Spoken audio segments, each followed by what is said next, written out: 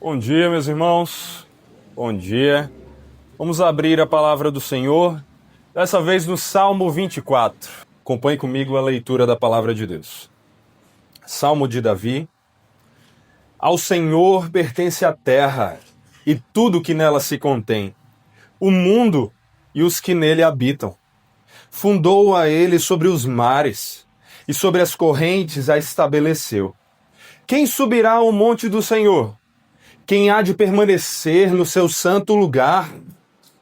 O que é limpo de mãos e puro de coração, que não entrega sua alma à falsidade, nem jura dolosamente. Este obterá do Senhor a bênção e a justiça do Deus da sua salvação. Tal é a geração dos que o buscam, dos que buscam a face do Deus de Jacó. Levantai, ó portas, as vossas cabeças.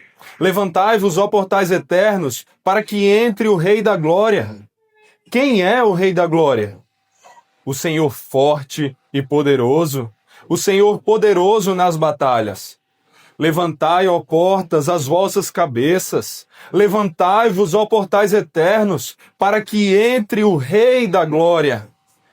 Quem é esse Rei da Glória? O Senhor dos Exércitos, Ele é o Rei da Glória. Mas e se não houvesse um rei? Conta-se numa história que um certo país já estava sem rei há muito tempo. Então, eles decidiram convocar uma reunião com todos os pretendentes ao reino. Mas o que eles não se esperavam era que, ao se reunirem ali, no meio da reunião, uma rocha saísse do chão, como que se empurrada, e nela fosse encontrada uma espada cravada. Mas não qualquer espada. Eles perceberam que aquela espada que estava ali presente era a espada do antigo rei, o último rei a reinar sobre aquele país. Então, eles tiveram uma ideia. Aquele que conseguisse remover a espada da rocha, a espada do último rei, esse seria digno de reinar sobre eles. O primeiro candidato se levantou, se dirigiu até a espada, colocou firme suas mãos nela e se preparou para puxar. Puxou, puxou, puxou e não conseguiu remover. O segundo candidato, então, disse: "É minha vez." Se levantou e foi até lá. Segurou firme na espada e, vendo que o primeiro não havia conseguido, ainda teve a ideia de se apoiar com a perna na rocha. E então colocou toda a sua força e puxou, puxou, puxou e também não conseguiu. Assim aconteceu com todos os outros candidatos. E não somente naquele momento, mas por muitos anos, um problema esteve presente. Ninguém conseguiu remover a espada da rocha. Até que um certo dia, um jovem notou que havia esquecido sua espada em casa, bem no momento que estava precisando dela. Seu irmão, vendo aquela situação, se ofereceu para correr e pegar a espada. E logo fez isso. Correu o mais rápido que pôde.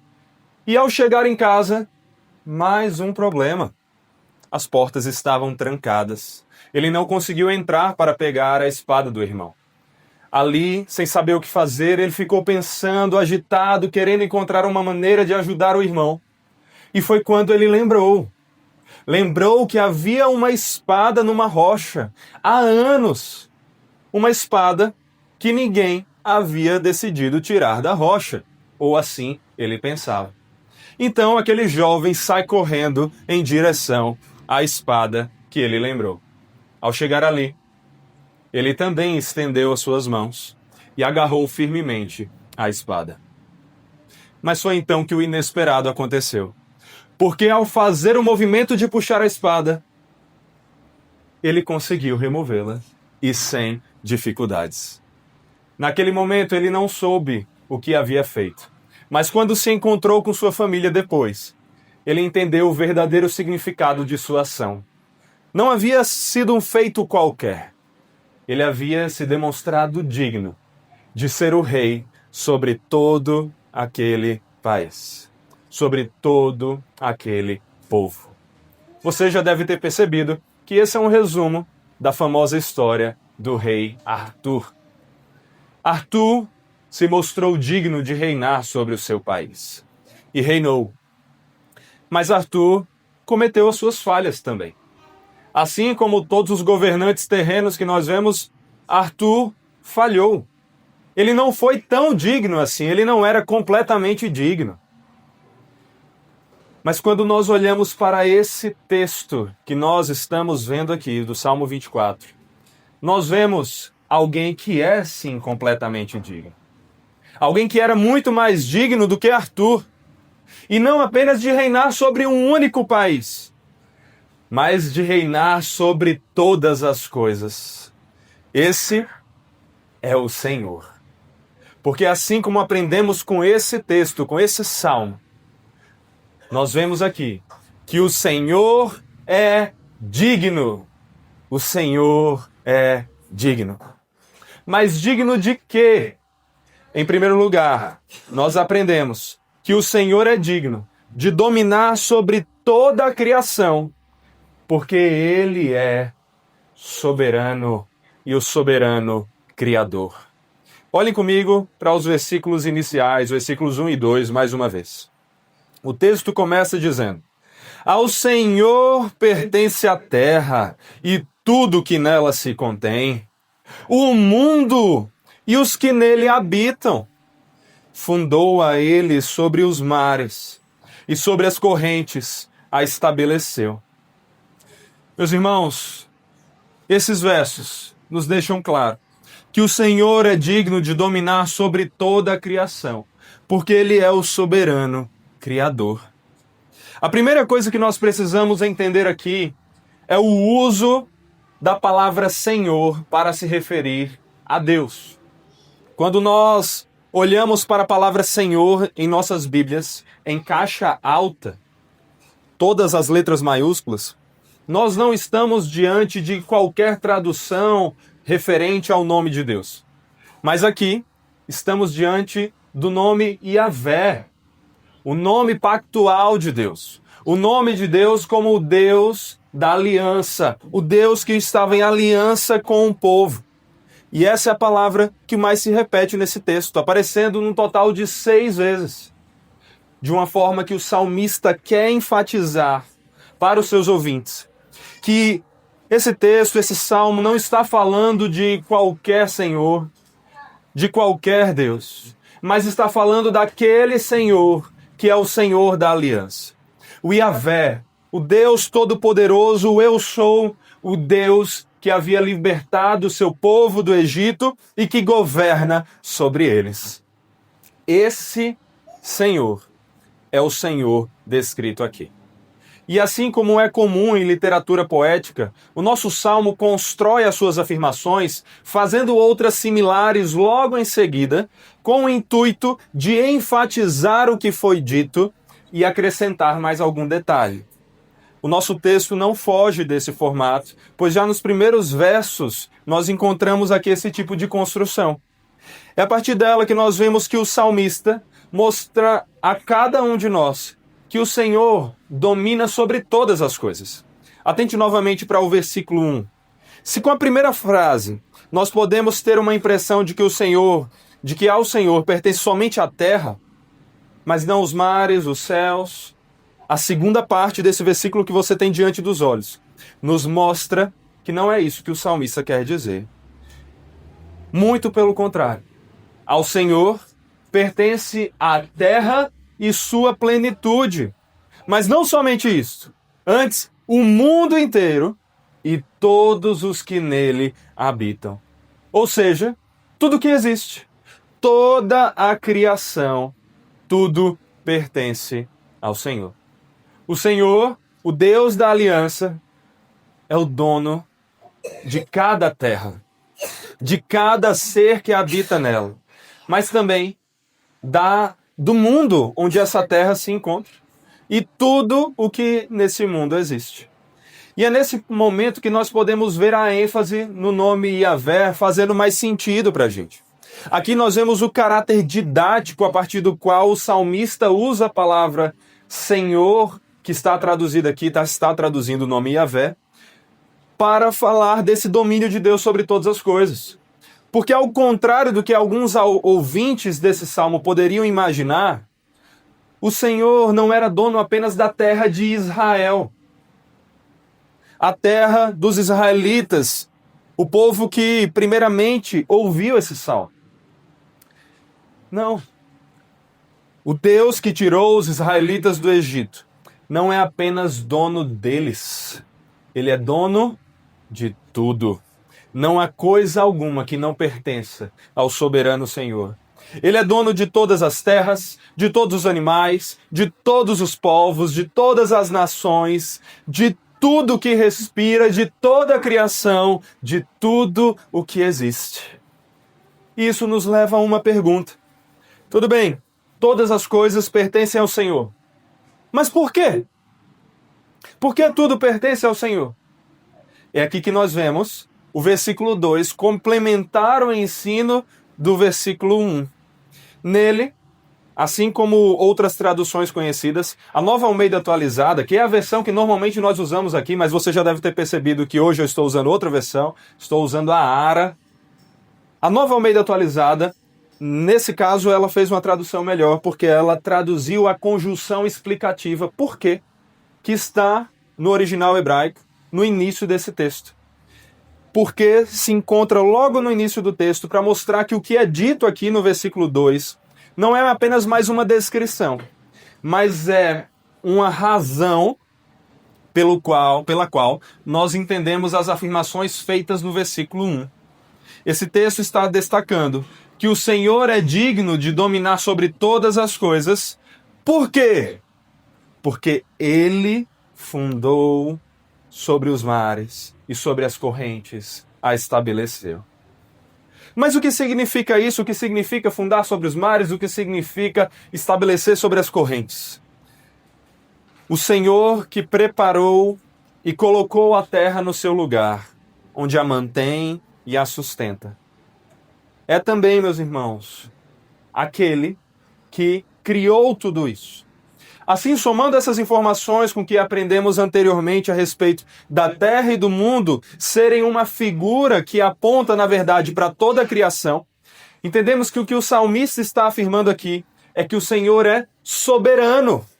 Soberano sobre tudo, soberano sobre todos, Ele é o Criador de todas as coisas e o soberano sobre elas. O Senhor é digno de dominar sobre toda a criação, porque Ele é soberano. Ele, e somente Ele, é o Criador, governador, sustentador de todas as coisas, conforme vemos em tantas outras passagens das Escrituras. Quando nós olhamos para a Escritura e nós vamos costurando passagens, nós vemos que no princípio Ele criou todas as coisas. Fez o céu e o céu dos céus e todo o seu exército, a terra e tudo quanto nela há, os mares e tudo quanto há neles, e os preserva com vida. Tudo obra das mãos dele. Ele mesmo é quem a todos dá vida, respiração e tudo mais. De um só fez toda a raça humana. Nele vivemos, nos movemos e existimos. Porque dele, por meio dele e para ele são todas as coisas. A ele, pois, a glória eternamente. Amém. Nós entendemos aqui que o Senhor é o soberano criador de tudo. Mas ainda precisamos nos atentar para mais um elemento. A imagem dos mares e das correntes de águas que são citadas aqui, onde o Senhor colocou a terra. Os mares, rios e águas, em geral, eles têm como um dos seus significados mais comuns na cultura israelita a ideia de caos, de confusão. Ao dizer, fundou a ele sobre os mares e sobre as correntes a estabeleceu. O salmista está fazendo aqui muito mais do que dizer que Deus separou o que chamou de terra do que ele chamou de mar. Ao observar esses versículos em conjunto com o restante do Salmo e o restante das Escrituras, entendemos que Deus venceu o caos. Deus venceu o caos. Deus criou todas as coisas, deu forma ao que não tinha e sustenta tudo isso por meio do seu grande poder, governando cada detalhe, cada mínimo detalhe, para a sua glória. E é por tudo isso que ele é digno de dominar sobre toda a criação. É baseado nesse ensino bíblico e que nós vemos a Confissão de Fé de Westminster dizer: pela sua muito sábia providência, segundo a sua infalível presciência e o livre e imutável conselho da sua própria vontade, Deus, o grande Criador de todas as coisas, para louvor da glória da sua sabedoria, poder, justiça, bondade e misericórdia, sustenta, dirige e dispõe e governa todas as suas criaturas, todas as ações e todas as coisas, desde a maior até a menor. E hoje, com o progresso da revelação, nós sabemos que o próprio Cristo, Jesus Cristo, é esse digno de dominar sobre toda a criação, porque Ele mesmo é o Senhor soberano. Ele estava com o Senhor antes das suas obras mais antigas, desde a eternidade, estabelecido desde o princípio, antes do começo da terra, antes de haver abismos, antes de haver fontes de águas, enquanto a terra, ou mesmo o princípio do pó do mundo, ainda não existiam.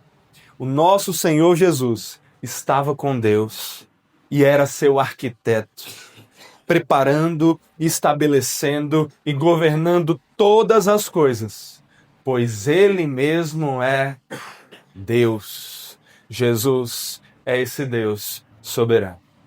Como as Escrituras mais uma vez compilam, no princípio Ele criou todas as coisas, pois no princípio era o Verbo, e o Verbo estava com Deus, e o Verbo era Deus. Todas as coisas foram feitas por intermédio dele, e sem ele, nada do que foi feito se fez. Pois nele foram criadas todas as coisas, nos céus e sobre a terra, as visíveis e as invisíveis, sejam tronos, sejam soberanias, quer principados, quer potestades. Tudo foi criado por meio dele e para ele. Sintetizando esse ensino numa memorável frase, Abraham Kuyper, um teólogo, uma vez disse: não há 1 centímetro quadrado em todo o domínio da existência sobre os quais Cristo, que é soberano sobre tudo, não clame: é meu. É meu. E esse Jesus é o Deus que está em aliança conosco, que fez uma aliança por meio do seu sangue conosco, o seu povo. Ele não está distante, mas ele habitou entre nós, cheio de graça e de verdade. E nos uniu a ele por meio da ação do Espírito Santo que habita em nós. Ele é o Emanuel, o Deus conosco, nosso Deus soberano que domina sobre todas as coisas e sobre a sua igreja. Assim, sabendo de tudo isso, nós precisamos adorar a esse soberano Senhor. Mas precisamos fazer isso com empenho, entendendo que nós somos criados para Ele. Devemos adorá-lo com alegria, com fervor, porque não adoramos a qualquer um. Não adoramos alguém famoso, não estamos nos dobrando diante de um rei terreno, mas do Senhor dos Senhores.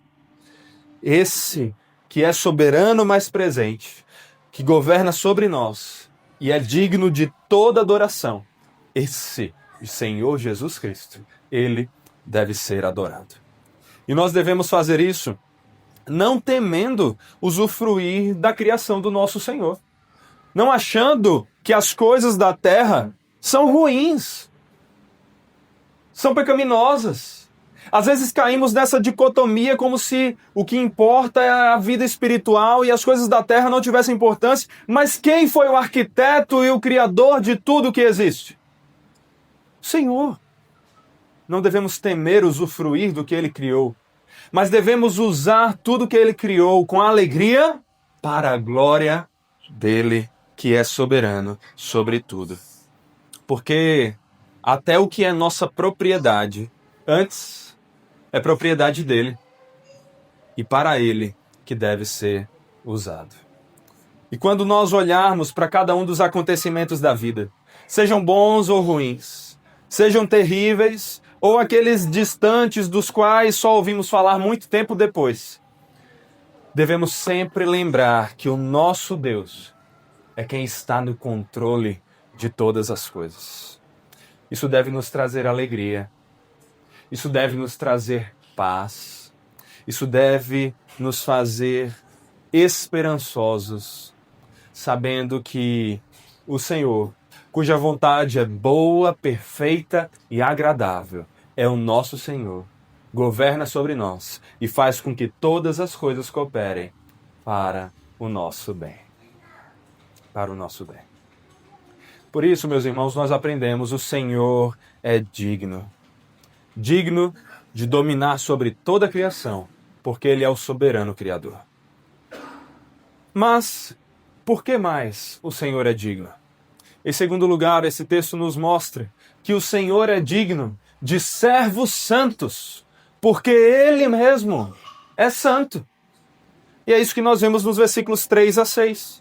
Acompanhe comigo mais uma vez. E se você está com o seu celular e quer acompanhar na mesma versão, vá aí para a ARA, para Almeida Revista Atualizada. Mas, versículos 3 a 6 do Salmo 24, diz assim: Quem subirá ao monte do Senhor? Quem há de permanecer no seu santo lugar? O que é limpo de mãos e puro de coração, que não entrega a sua alma à falsidade, nem jura dolosamente. Este obterá do Senhor a bênção e a justiça do Deus da sua salvação. Tal é a geração dos que o buscam, dos que buscam a face do Deus de Jacó. Esse versículo tão bonito, esse texto é maravilhoso, não? Mas esse versículo começa com uma pergunta: Quem subirá ao monte do Senhor? Quem há de permanecer no seu santo lugar? Essas perguntas e, na verdade, toda essa divisão desse salmo são muito parecidas com o que nós vemos no Salmo 15, um outro salmo de Davi. Se depois você tiver oportunidade, e sim, a menos que o Senhor tire sua vida, você terá, certo? Se depois você tiver oportunidade, faça uma comparação do Salmo 15 e 24, veja as similaridades entre eles, mas aqui a gente já vai destacar algumas. Lá no Salmo 15 está escrito: Quem, Senhor, habitará no teu tabernáculo? Quem há de morar no seu santo monte, no teu santo monte? Assim é a nossa vez de fazer uma pergunta: o que é que o salmista quer dizer com as suas? E quando nós olhamos atentamente, nós podemos perceber que monte do Senhor e teu santo monte se referem ao mesmo local, o Monte Sião, o local onde estava a cidade de Jerusalém. Nós sabemos disso porque essas duas expressões aparecem em vários outros salmos como uma referência direta ao Monte Sião. Ele é o símbolo da habitação do Senhor. Da mesma forma, a expressão seu santo lugar, que nós encontramos aqui neste salmo, é uma referência ao próprio tabernáculo citado no Salmo 15, o que também é uma referência ao lugar de habitação de Deus. Assim, juntando essas duas perguntas, nós entendemos que a questão levantada pelo salmista é: quem pode ficar de pé diante do Senhor? Quem pode permanecer diante do Senhor? Quem pode viver diante do Senhor? Depois de mostrar que o Senhor é digno de dominar sobre toda a criação, porque Ele é soberano, o salmista passa a questionar: quem pode estar diante da presença desse Deus santo e soberano? De que tipo de servos o Senhor é digno? Que tipo de servos ele merece? Como são aqueles que devem estar na presença dele? E assim como no Salmo 15, depois de fazer essas perguntas, o salmista traz características daquele que pode fazer essas coisas, que pode estar diante do Senhor. Esse homem é limpo de mãos, puro de coração, que não entrega a uma falsidade, nem jura dolosamente. Mesmo sendo mais sucinto do que no Salmo 15 em sua caracterização do homem que pode estar na presença do Senhor, esses versos ainda nos apresentam muitos traços importantes dessa pessoa. A primeira característica é limpo de mãos. Ou seja, aquele que não tem sangue inocente em suas mãos. Aquele que não tem as mãos manchadas por crimes, por ações pecaminosas.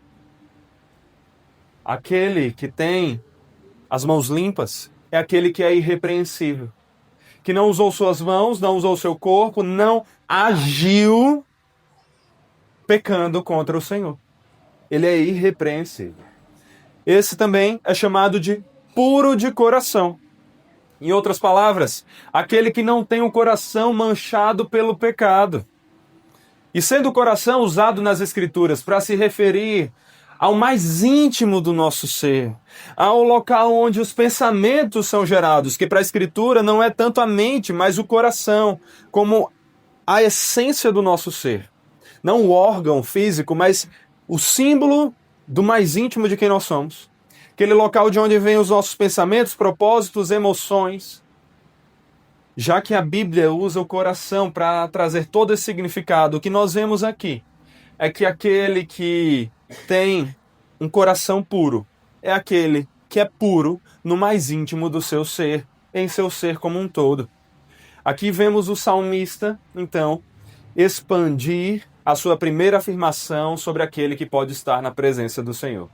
Não são apenas as ações desse homem que devem ser corretas, como aquilo que é representado pelas suas mãos, mas os seus pensamentos, as suas emoções, os seus desejos, os seus propósitos, tudo que esse homem é, tudo que esse homem faz, tudo que esse homem tem. O mais interno e íntimo desse homem. Como Gerhardus Voss, um comentarista, disse: pureza ética é simbolizada por mãos puras e um coração puro. Mas além disso, o homem que pode estar na presença do Senhor é também aquele que, olha aí para o texto, não entrega a sua alma à falsidade. Ou aquilo que é vão. Aquilo que é inútil. Mas o que é que isso significa? O que significa entregar a alma à falsidade? A princípio, essa parece ser uma afirmação abstrata, não muito definida. Porém, de forma similar, a palavra coração, alma também é usado nas Escrituras, é uma palavra usada nas Escrituras, para se referir ao mais íntimo do nosso ser e tudo que nós somos. E a palavra traduzida aqui como falsidade é constantemente usada em referência, sabe quem? Referência a ídolos, referência a falsos deuses, a proceder de maneira errada e mentirosa. E o verbo entregar é o mesmo verbo traduzido no versículo 1 do Salmo 25 para dizer: a ti, Senhor, elevo ou entrego a minha alma. Assim, juntando tudo isso, nós percebemos que o ensino do salmista aqui é: aquele que pode estar na presença do Senhor é o que não eleva a sua alma a ídolos, que não se entrega à idolatria, que não desobedece à vontade de Deus. Antes, é alguém que eleva sua alma ao Senhor, sempre buscando a esse Senhor, conforme nós vemos no versículo 6. E uma última característica usada para descrever quem pode estar na presença do Senhor é aquele que não jura dolosamente.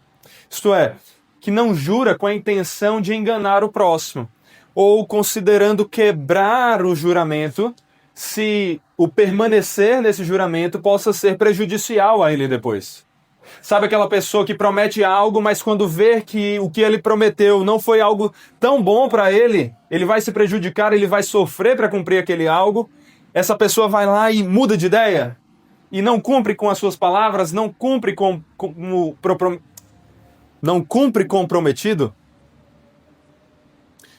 O que nós vemos aqui é que aquele que pode estar na presença do Senhor não é alguém que faz isso, que quebra as suas promessas. É alguém cuja palavra é sim, sim, não, não, e sabe que o que passar disso vem do maligno, como o nosso próprio Senhor Jesus nos ensinou. Todas essas características apontam para aquele que pode estar na presença do Senhor. Esses são, como o Salmo ainda continua dizendo, a geração dos que buscam o Senhor, o Deus de Jacó. Expressão usada aqui para se referir a Deus como aquele que fez aliança com Jacó e todos os seus descendentes. Mas não somente com os descendentes étnicos de Jacó, como nós sabemos pelo progresso da revelação, com o povo dele, com todos aqueles que teriam a mesma fé que Jacó, que Abraão, com também aqueles que estão em Cristo. Essa deve ser a maneira que vive aquele que está presente diante do Senhor. É assim que deve ser o que anda diante do Senhor, que busca o Deus da aliança. E ao unirmos todas essas características dentro do contexto desse salmo, percebemos que nada mais é do que uma descrição de alguém que é santo. Santo. Quem pode estar na presença do Senhor? Quem é santo. Quem não tem pecado. A santidade implica mãos limpas, coração puro, uma alma que se entrega àquilo que tem valor, que é verdadeiro, que jura de acordo com a verdade, tendo em vista a glória de Deus e o bem do próximo. Ser santo inclui todas essas coisas ao demonstrar uma obediência a Deus e à sua lei. Os que são assim, esses são aqueles que obterão do Senhor a bênção e a justiça do Deus da sua salvação. Como disse o Senhor Jesus, bem-aventurados os limpos de coração, porque verão a Deus. Os santos são abençoados por poderem ter acesso à presença do Senhor e serem por ele declarados justos. Segundo as palavras do salmista, continua a tua benignidade aos que te conhecem e a tua justiça aos retos de coração. O servo do Senhor deve ser assim, porque o próprio Senhor é santo. Como está escrito, santos sereis, porque eu, o Senhor, vosso Deus, sou santo. Com tudo isso nos levanta uma séria questão para considerarmos aqui. O que será de nós, pecadores, manchados pelo pecado, nós que não somos santos? Então como é que nós poderemos estar na presença de um Deus digno de servos santos e que requer servos santos? É aqui que mais uma vez vemos Cristo, Jesus Cristo, como a resposta para as nossas perguntas e para os nossos problemas. E como aquele no qual as referências desse salmo encontram a sua verdadeira realização. Você já passou por aquela situação que você está em algum local público e alguém ali na tua frente começa a acenar e aí faz um sinal para você, mas na verdade ele está fazendo isso na sua direção, olhando para alguém que está atrás de você. E você, sem perceber, vai lá e corresponde: oi! Você nem sabe direito quem é, mas você não quer ser aquele chato que, não lembro de você, você finge que sabe, né? Oi! Meio desconfortável, inseguro. Você já passou por uma situação assim, não já? Isso acontece com todo mundo. Se você não passou, depois conte esse relato, que é quase um testemunho de um evento incrível, você nunca ter passado por isso. Agora, existem até uma versão mais complicada dessa situação também. É uma que nós vemos muitas vezes nos filmes, e que talvez você tenha passado numa época de solteirice, que é quando a menina bonita olha em sua direção, olha na direção do rapaz, e ela dá um sorriso, ela demonstra ser simpática, dá até uma piscadinha assim. Lembra, eu tô falando da época de solteirice, viu? E aí, a pessoa lá, toda, opa, ó, chega a dar aquela arrumada, ajeita a postura. E aí, quando a pessoa tá decidindo ir lá falar com ela, isso é muito comum da gente ver nos filmes, aí vem alguém de trás. Ela tava falando com uma outra pessoa. Com a outra pessoa que ela conhecia, e você, ou a pessoa do filme, faz lá o papel de bobo. É mais ou menos isso que nós vemos aqui nesse salmo. Porque quando nós começamos a ver a descrição de quem pode estar na presença do Senhor, no começo nós ficamos meio desconfiados, mas achamos que deve estar falando comigo, né? Deve estar sendo uma descrição sobre como eu sou, como eu tenho que ser diante do Senhor. Só que aí você vai vendo, começa a parecer que não está olhando tão bem assim para mim, está olhando mais para o lado. Não é uma descrição tão exata sobre mim, eu não sou tão assim. E aí é quando você percebe que não era sobre você. Que você achou errado. Não era sobre você. Esse salmo não é sobre nós.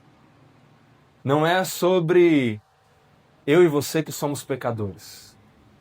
Esse salmo encontra a sua verdadeira realização no único que é santo e irrepreensível. Esse salmo encontra a sua realização em Jesus.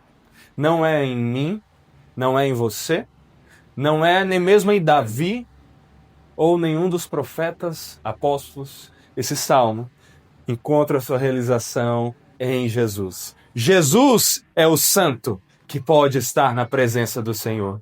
Ele é aquele que sobe ao monte do Senhor. Aquele que pode permanecer em sua presença. Ele é o único que realmente é limpo de mãos, que é puro de coração, que não entregou a sua alma à falsidade, nem jurou dolosamente. Ele é o homem perfeito, que cumpriu toda a lei do Senhor. Aquele a quem o Senhor reconhece como completamente santo. É nele que as duas partes do ensino dessa divisão aqui se cumprem.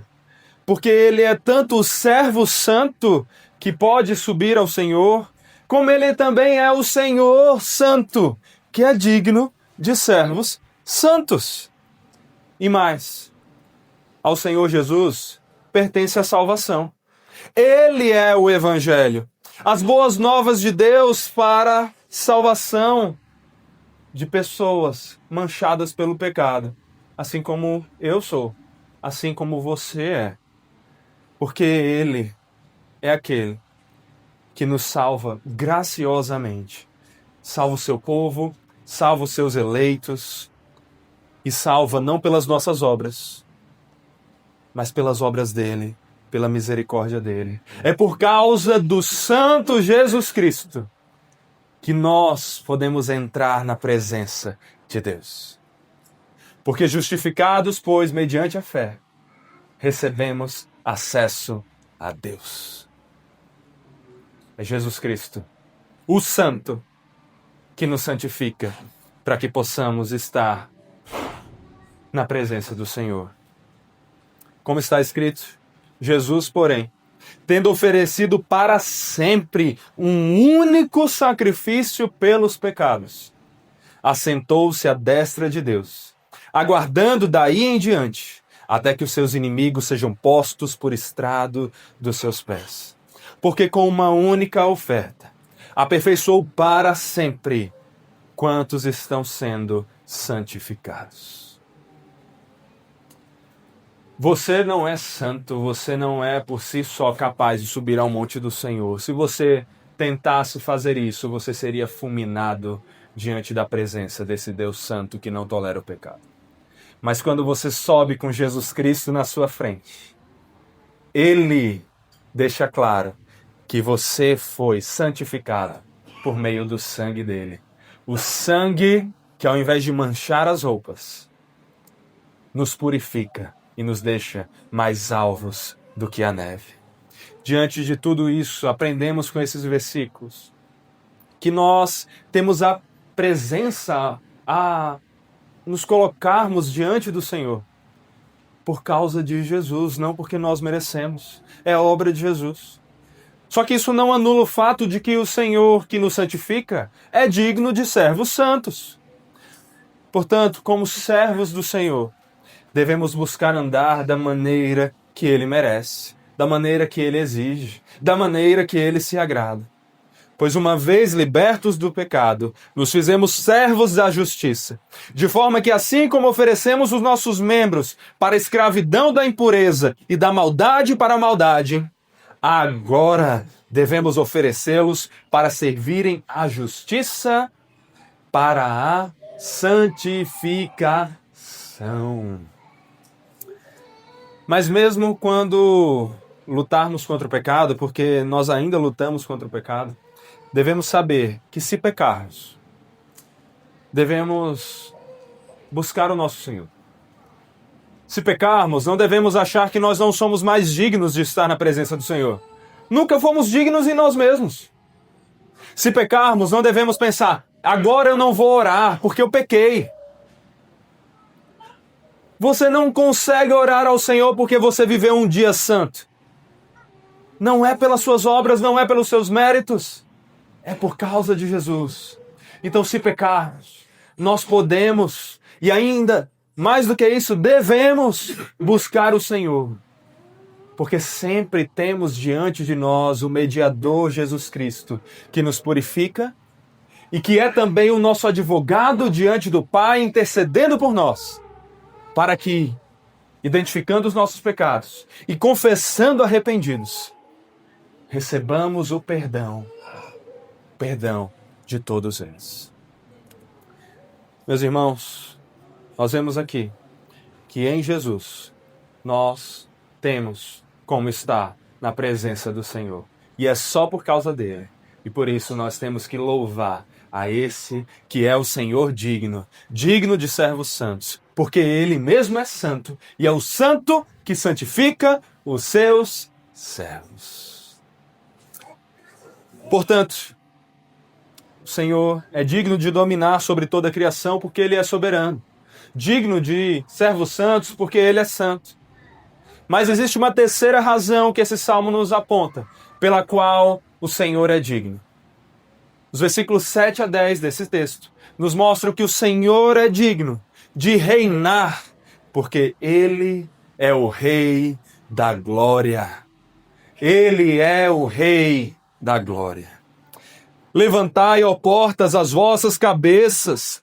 Levantai-vos, ó portais eternos, para que entre o Rei da Glória. Quem é o Rei da Glória? O Senhor forte e poderoso.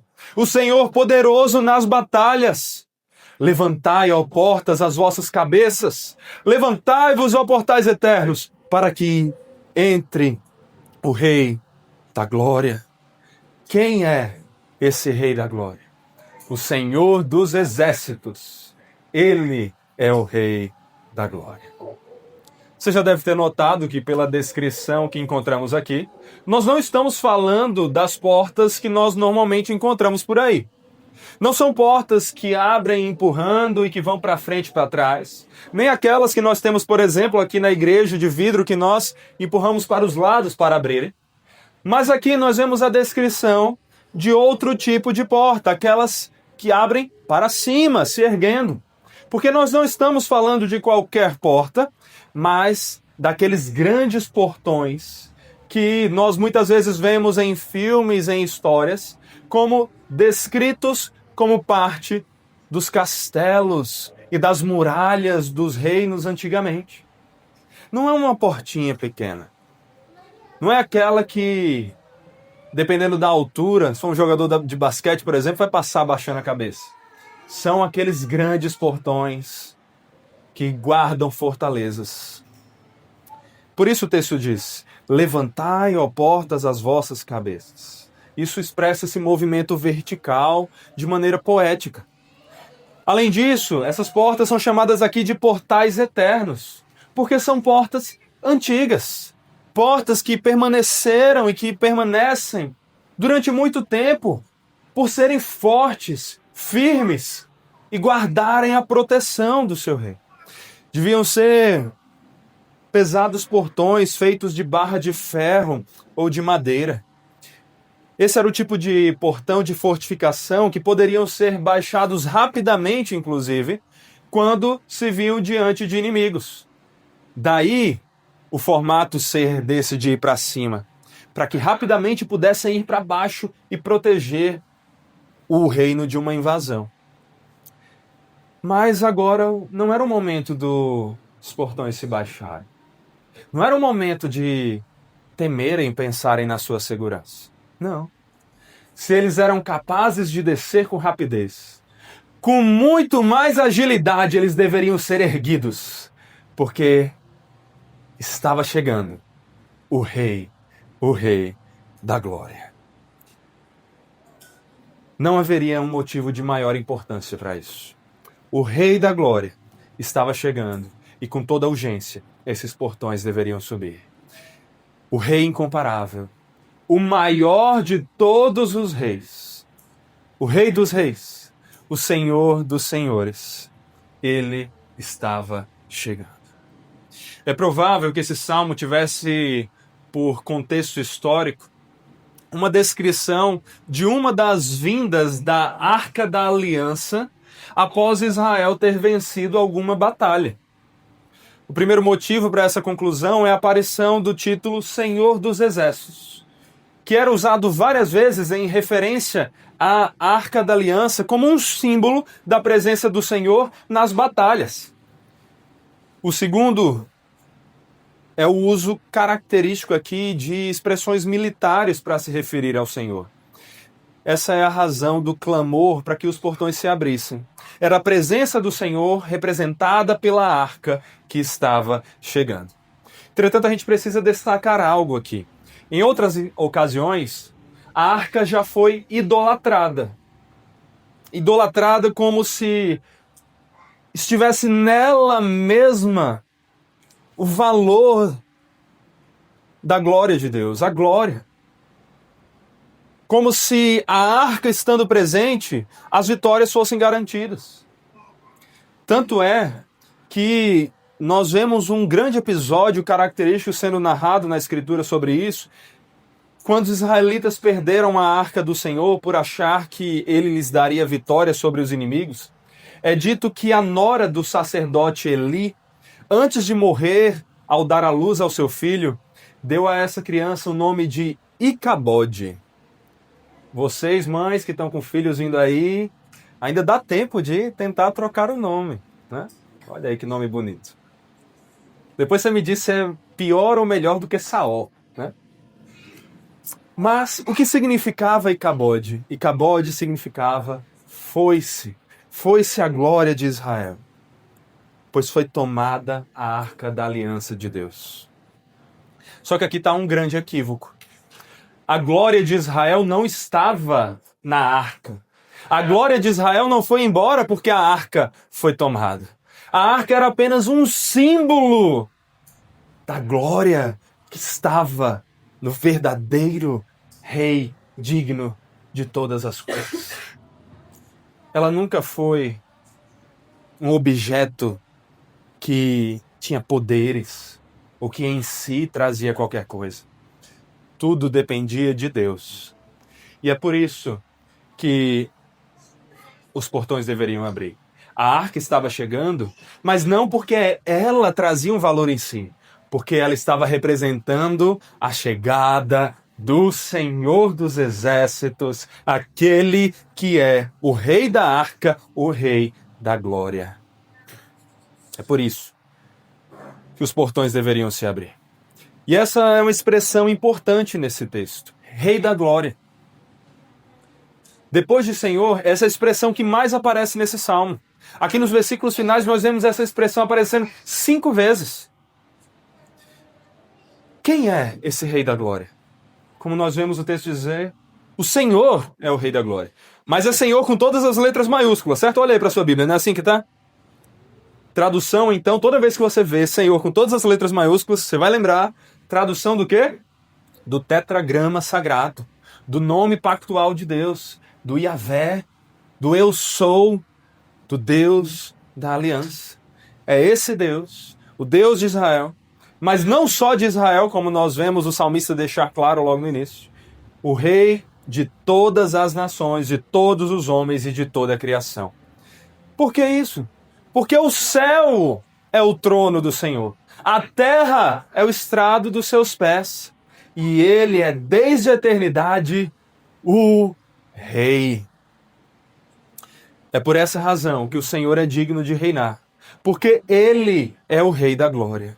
Ele é o Deus forte e poderoso, poderoso nas batalhas, o Senhor dos exércitos. Nenhum rei é como ele. Arthur não era como ele. Davi não era como ele. Sim, os reis lutavam nas batalhas, mas não como ele. Sim, os reis eram fortes e poderosos, mas não como ele. Sim, os reis venciam batalhas, mas não como ele. Sim, os reis tinham exércitos, mas não como ele. E por quê? Porque nenhum rei é como o Rei da Glória. Ele não somente é forte e poderoso, ele é onipotente. Ele tem todo o poder. Ele não somente vence algumas batalhas, ele determina o resultado de todas elas. Ele não somente tem um exército. Antes, como a Escritura diz, todos os moradores da terra são por eles reputados em nada. E segundo a sua vontade, ele opera com o exército do céu e os moradores da terra.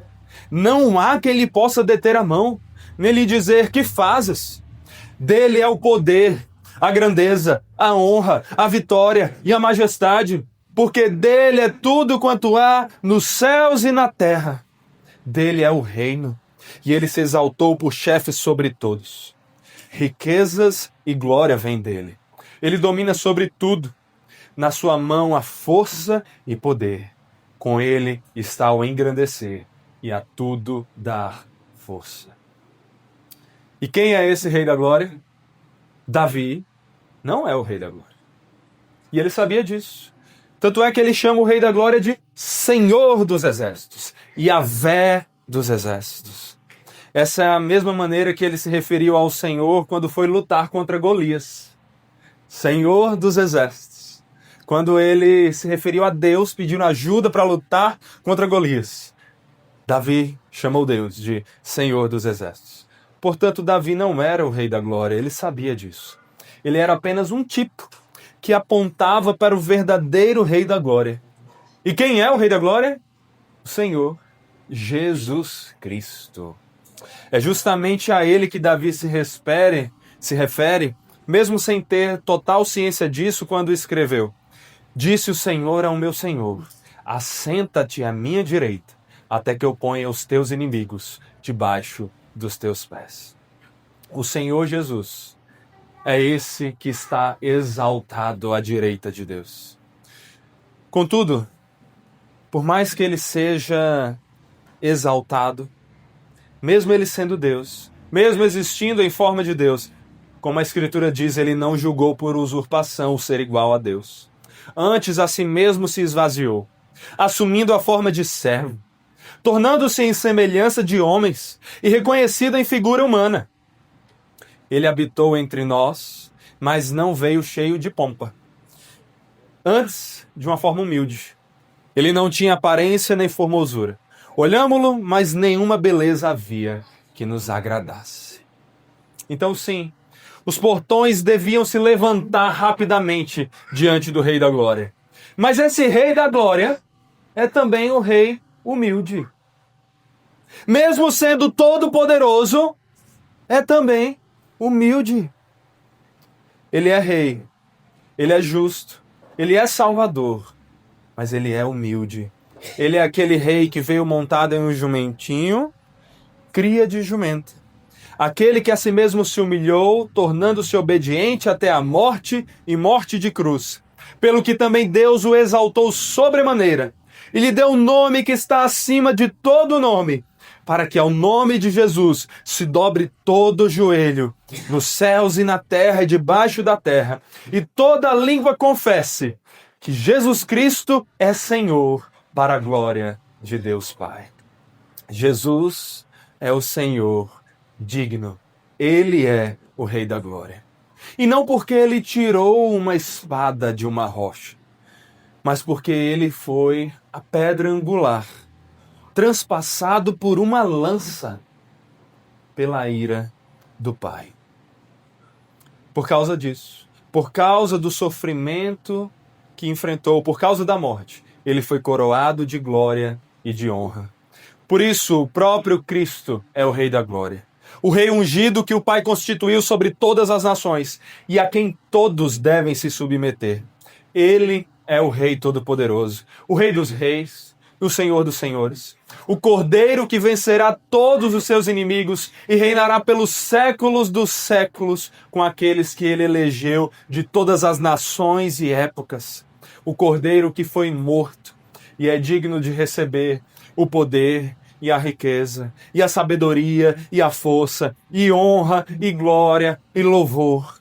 Ele é a imagem do Deus invisível, o resplendor da glória e a expressão exata do ser de Deus. Ele é o próprio Deus, Yahvé, o Deus da aliança. Ele é o bendito que vem em nome do Senhor. E é por isso, por tudo isso, que nós devemos adorar a Jesus. Adorar aquele que é digno de toda a adoração. Porque Ele é o nosso Senhor. Porque Ele é o nosso Rei. Porque Ele é o Rei do universo. Porque Ele é o Rei da igreja. Porque Ele é o Rei de cada cristão. Ele reina sobre nós. Ele reina sobre toda a criação. E nada lhe escapa o controle. Assim, por mais que seu reino ainda não esteja visível diante de nós como consumado, Jesus já é rei entronizado, governando sobre o seu povo. Contudo, isso pode levantar uma dúvida aqui para nós, que é: como é que o Senhor reina nesse momento?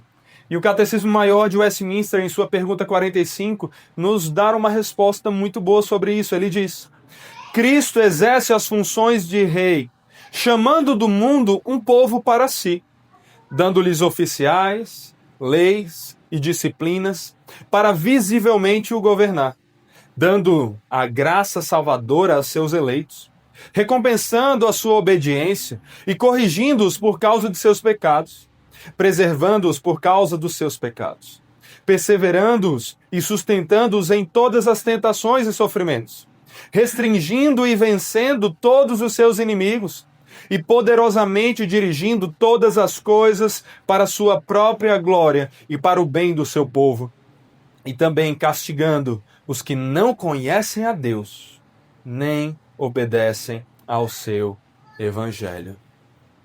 É assim que o Senhor reina. Isso também deve nos fazer confiar nele. Confiar nele em toda situação. Por quê? Porque ele está no controle. Cristão, Jesus está no controle de todas as coisas, de toda a sua vida. Sabe aquelas lutas que você tem passado, as angústias, ou mesmo as alegrias? Nada foi por mérito seu. E nada, nenhum dos seus maiores pecados poderá impedir Deus de agir, fazendo com que tudo coopere para o seu bem, se você está em Cristo Jesus.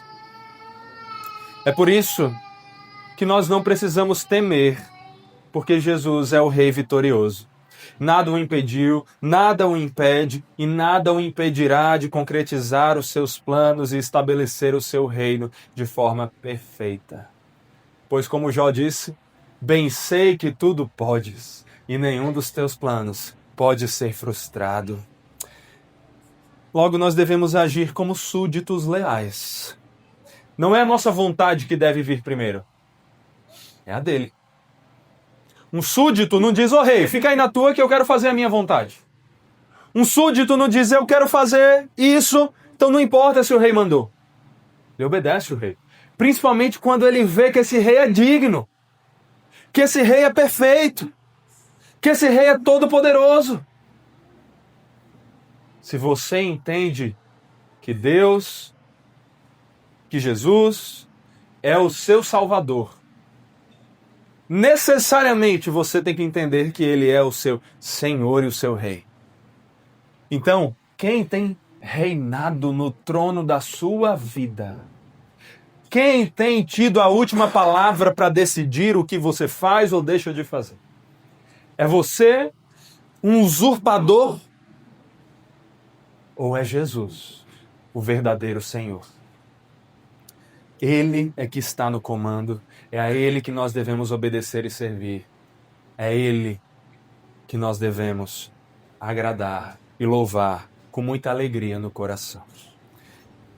E nós não estamos aqui falando apenas de coisas específicas. É só na igreja, é só no... Deus só quer que eu leia a Bíblia, ore e vá para a igreja. Não, é em todas as coisas. Deus é o rei da sua vida, cristão. Então ele tem que ser o rei no seu trabalho. Se seu chefe diz, minta para conseguir isso, você diz, não, porque o meu rei disse que eu tenho que falar a verdade. Ele é o rei na sua casa.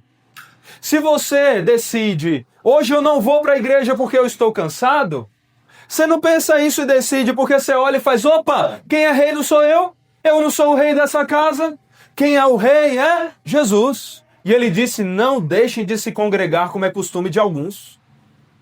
Se você olha para a Bíblia e diz, eu não sei se eu vou ler hoje, você não está pensando como quem é o rei, porque ele disse para você meditar na palavra dia e noite. E então a palavra lhe fortalecerá para que você viva com ele. Esse é o rei. E se o rei convocou uma audiência com você e disse que todos os dias você tem que estar lá de joelhos dobrados diante dele, você não pensa, hoje eu estou sem vontade de orar. É uma audiência com o Rei Todo-Poderoso. Você dobra os joelhos em respeito e com alegria, percebendo o privilégio que é estar diante daquele Rei e ora falando diante desse Rei. É assim que nós temos que viver em conformidade com o que vemos aqui. Meus irmãos, não há mais um templo. Não adoramos mais a Deus no sábado como dia principal. Mas podemos aprender com os judeus que entoavam esse salmo nessas condições, louvando a Deus nos sábados. E nós podemos aprender vivendo na nossa própria realidade, adorando o Senhor, recitando esse salmo do início ao fim de maneira literal, ou simplesmente louvando a Deus com os nossos cânticos, com adoração. Na igreja, no domingo, no novo dia do Senhor, o dia que Jesus ressuscitou, em casa, no nosso devocional, em casa, no nosso culto doméstico, porque Ele é o Rei sobre todas as coisas. E quando você conhece esse Rei, você entende tanto o dever que você tem de se colocar diante dele, como também a honra e a alegria que você tem de se colocar diante dele. Adore esse Deus. Viva para a glória desse Deus. Jesus é esse Senhor. E Ele é digno. Digno de dominar sobre toda a criação, porque Ele é o soberano Criador. Digno de servos santos, porque Ele é santo. Digno de reinar, porque Ele é o Rei da glória. Oremos. Senhor, Deus Todo-Poderoso, Senhor dos Exércitos, Rei da Glória, Deus maravilhoso, que sendo maior do que tudo, se faz presente conosco.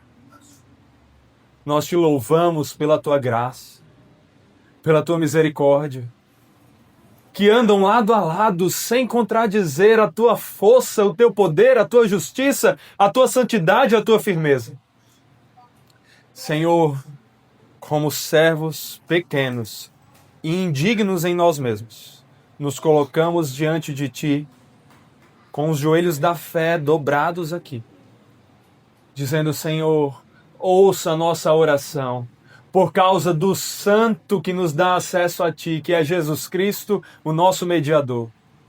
E, Senhor, pensa na Tua glória, a glória que lhe é devida, e para que o Senhor seja mais glorificado por servos santos que se alegram em Ti, nos transforme cada dia mais à imagem de Jesus Cristo, para que sejamos como nosso Senhor, santo como Ele é, e vivamos para Teu inteiro agrado, louvando o Teu nome pela Tua dignidade, porque o Senhor é digno, digno de tudo, digno da nossa vida, digno da nossa adoração.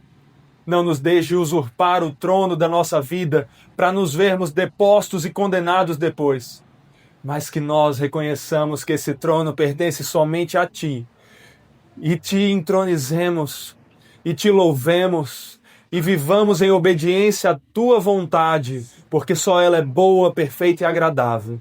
Que assim, Senhor, o Senhor nos faça viver hoje, viver essa semana, viver 2026, viver a nossa vida, nos alegrando em ouvir quão maravilhoso o Senhor é e louvando o Teu nome. Que nossa alegria, Pai, esteja em Ti. Que nossa alegria não esteja apenas em sermões que nos falam de vitórias para a nossa vida terrena, mas que nossa alegria esteja em ouvir sermões que declaram a Tua beleza, para que nós nos encantemos com ela e Te adoremos como o Senhor merece em Sua dignidade. Senhor, reina sobre nós.